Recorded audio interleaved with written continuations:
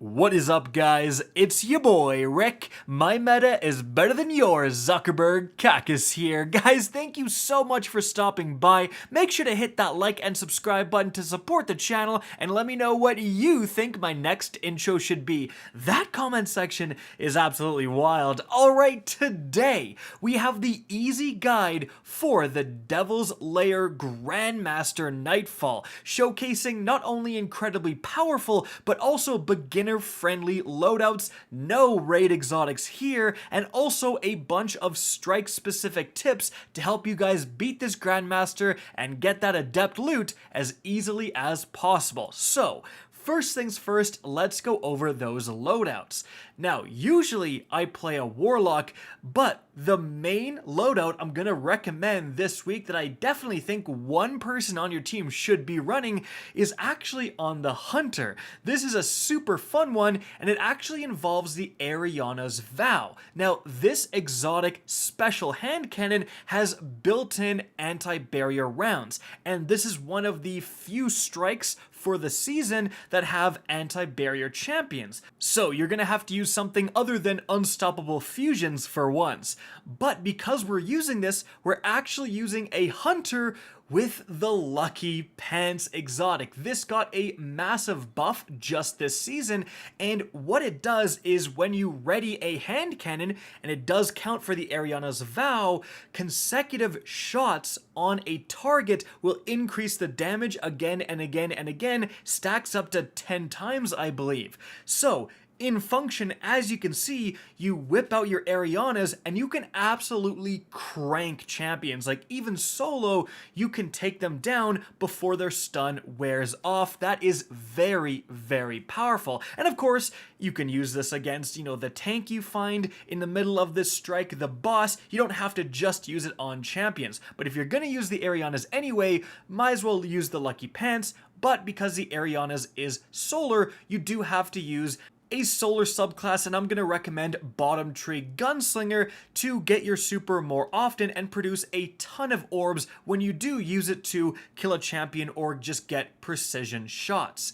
And because you're using a solar subclass, you get to use the Withering Heat seasonal mod. Causing damage with a solar ability weakens champions for a short duration. So simply throw your throwing knife at them or your grenade and you debuff them so they take a bunch more damage. Now, as for the other mods, the usual suspects of Protective Light plus a way to get Charged with Light are here. I've got some ways to make some elemental wells, but also arc damage is increased within this Nightfall, so I would highly recommend using arc damage resist and sniper resist or concussive resist if you can.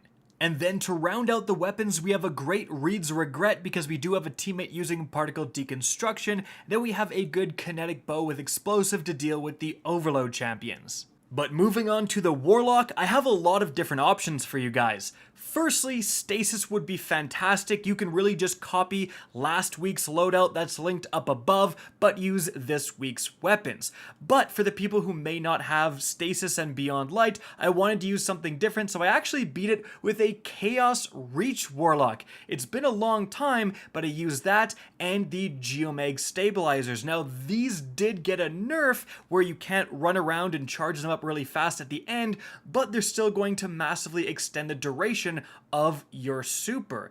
And if we want to be getting our super as much as possible, we're going to be making the most of elemental wells. So we do have elemental charge to become charged with light and then protective light. That's a great combo. But then we have elemental armaments because we're using some arc weapons.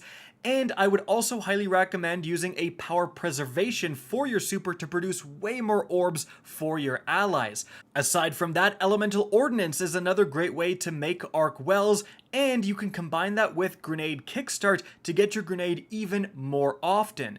Then we are using kind of the payoff for all these elemental wells, Well of Potency, so when you pick up those arc wells, you're going to get a big chunk of super energy. Now, as for the weapons, because I have two teammates using bows, I am using a Wither Horde for massive ad clearing, and then I'm using a great auto rifle, the Shadow Price here, because it's arc to work with my well production, and it's going to help me lower those barrier shields, and then a Threaded Needle because I do have a teammate using particle deconstruction.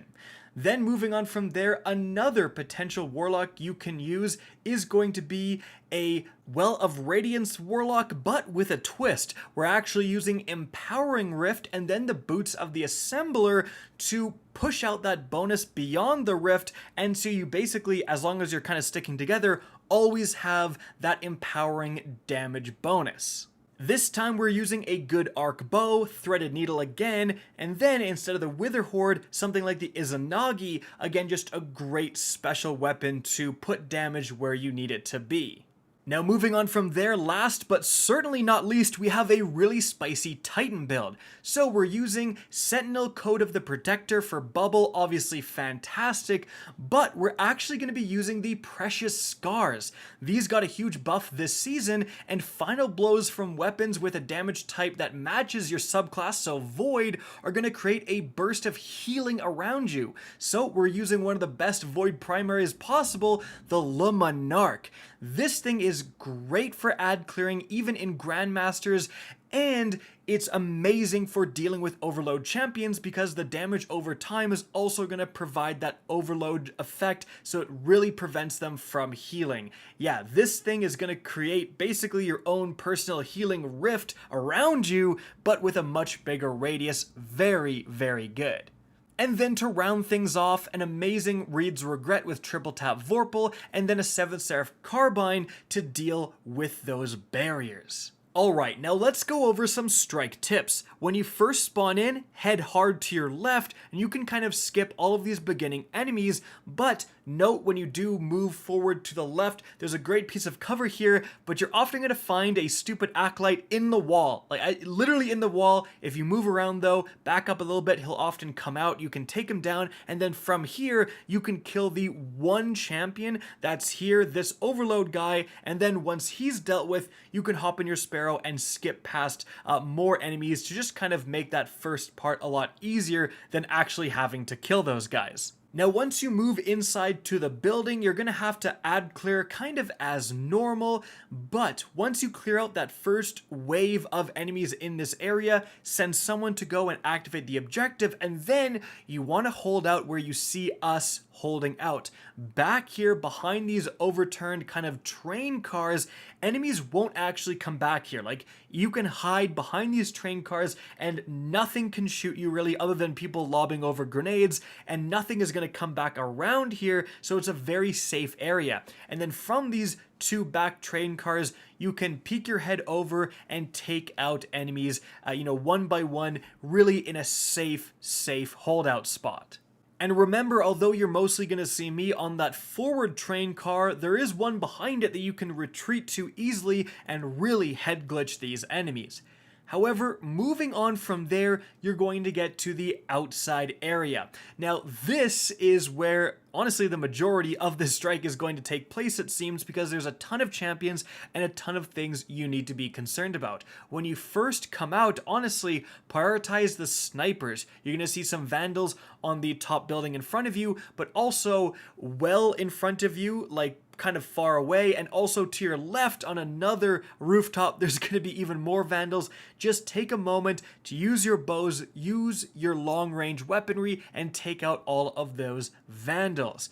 Then you really want to spend a little bit of time behind this first building and take out the brigs. These are going to really be annoying if you don't take them out, so one and then the other, and then you're going to just have to work your magic on the tank. Now, keep in mind, as you lower the tank, more enemies are going to spawn in, but the way they spawn in is extremely important to note.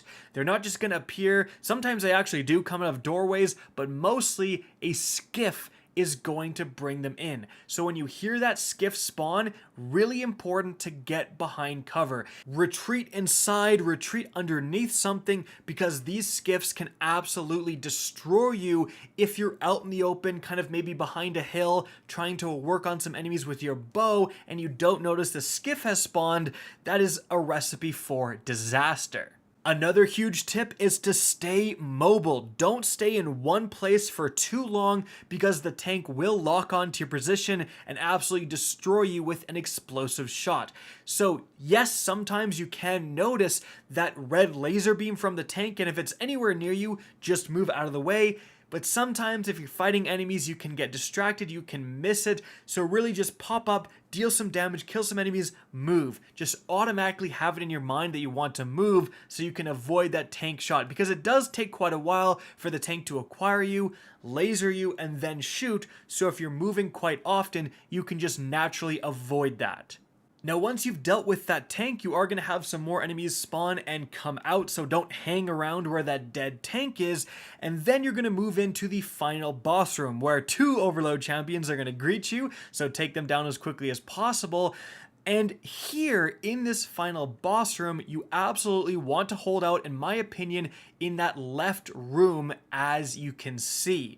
Now, you are going to get pressured every once in a while by some arc-shielded captains and some marauders, but 99.9% of the enemies are not going to come inside this room, and you can usually do what you kind of see us do, which is retreat to the back side of the room, potentially even go a little bit down the stairs, and you will be safe. Enemies shouldn't, as long as you're not hanging down beneath the stairs, come up from these stairs. So as long as you kind of, again, hang out in this room, in that back corner, you are pretty darn safe, and then you can peek out of the window and work on enemies in relative safety, one after another. Of course, if you ever do get pressured, if suddenly there's a marauder in your face, that's why we have the Bubble Titan, as well as potentially a Warlock. You can just pop that, get that survivability, deal with that one ad, and then work on all of the ads outside. It's worth noting that with linears and one guy with particle, you're going to actually crank this boss. So once you do get that third chunk down, just retreat into the room, deal with the multitude of waves that are going to spawn because you dealt so much damage, and then once the ads are dead, come back out, deal with the boss, rinse and repeat. Now, once you've killed like the last few champions and you're on that last third of health, you can just go for it. Like, you can pop a well, pop a bubble, get weapons of light, whatever, and then just go to town with your linears. There will be like waves spawning, but if you kill the boss fast enough, as you can see, then it's going to despawn all the enemies and you will beat this Nightfall. And so guys, that is it for the video. I hope you enjoyed and found this informative. If you did, please remember to help me out by simply rating and especially sharing this video.